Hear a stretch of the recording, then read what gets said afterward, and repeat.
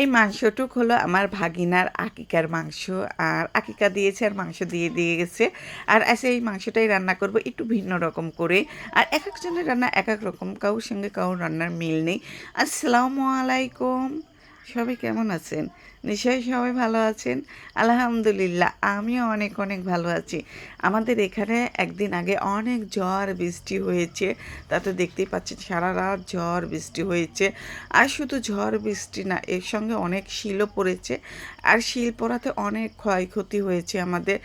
আম লিচু মানে অনেকই ঝরে পড়ে গেছে। আর শিল পড়লে তো আম লিচুর অনেক ক্ষতি হয়। যাই হোক, এদিকে কিন্তু আমি সকালে উঠেছি, উঠে আমরা কেউ একটা খড়ি খুঁটি নেই, খড়ির মানে ওখানে যাই নেই। আমরা উঠেছি অনেক দেরিতে। আর এদিকে এই খালারা দেখেন খড়ি খুঁটে পালা করে দিয়েছে, মানে আমের ডাল লিচুর ডাল মানে যা বাগানে যা ডালগুলো আছে সব খুঁটে খুঁটে পালা করেছে। আর আমার আম্মা যায় মানে সকালে যায় যে আম খুঁটে নিয়ে আসছে, অন্য কিছু করেনি, আম খুঁটেছে। কারণ তাদের নাতি পুতিরা সবাই মানে আম পছন্দ করে। তার ছোটো ছোটো আম, কয় বড় বড় আম সবাই খুঁটে নিয়েছে, ছোটো ছোটো আম আমার আম্মা খুঁটে নিয়ে আসছে।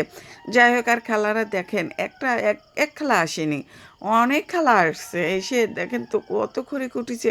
আর খড়িগুলো খুঁটে আমাদের এখানে রেখে যাচ্ছে। আর মানে শুধু খড়ি খুঁটিনি, ব্যাগ ভরতে ভরতে আম খুঁটেছে খেলারা।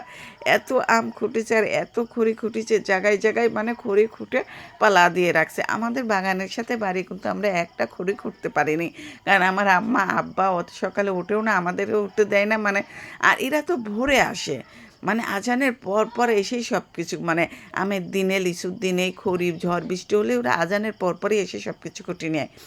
আর যাই হোক, এই যে আমি আকিকার মাংসটা এই যে রান্না করব, অল্প মাংস আকিকার মানে আমাদের এদিকে রান্না করেও দেয়, মানে রান্না করে খাওয়ায়, আবার মাংসও বিলে দেয়। আর এখানে আমার ভাগিনা মানে বোন হলো মাংস বিলেই দিয়েছে। মাশাল্লাহ, যা দিয়েছে এটাই আমাদের মা মেয়ের হয়ে যাবে। আর এই মাংসটা আমি মাখিয়ে রান্না করতেছি। আর রান্না করতে করতে এই যে আমার মেয়ে আবার এই যে আম মাখিয়েছে, ছিলেছে, ও আমার মেয়েটাই ছিলেছে, আমাকে বলছে যে আম্মু একটু মাখিয়ে দাও।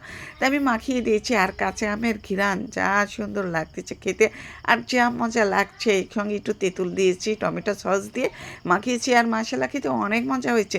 আর আমার মাংসটা যে কষিয়ে আমার রান্নাটা করে ফেললাম, বেশি ঝোল করি নেই, একটু ভুনা ভুনা ঝোল মানে ভাজা ভাজা করেছি। আর শুধু মাংস রান্না করিনি, একটু হচ্ছে সাজনা রান্না করতেছি। আর সাজনার ঝোল করব না, ডাউল দিয়ে পুরপুরি করব, এই জন্য সাজনাটা একটু কষিয়ে নিয়ে তারপরে ডাউলটা দিয়ে দিয়েছি। আর ডাউল যেহেতু ঝোল করবো না, একটু শক্ত শক্ত সালা সালা মানে খেতে ভালো লাগবে ডাউলটা, এই জন্য আমি এই যে ডাউলের পুরপুরিটা করে ফেলছি। আর ডাউলের পুরপুরিটা খেতে অনেক মজা লাগছিল। আর দেখতেই তো পাচ্ছেন মানে সলা সলা হয়ে আছে, আজ ঝোল করে নিই। আজ এই পর্যন্ত এটা।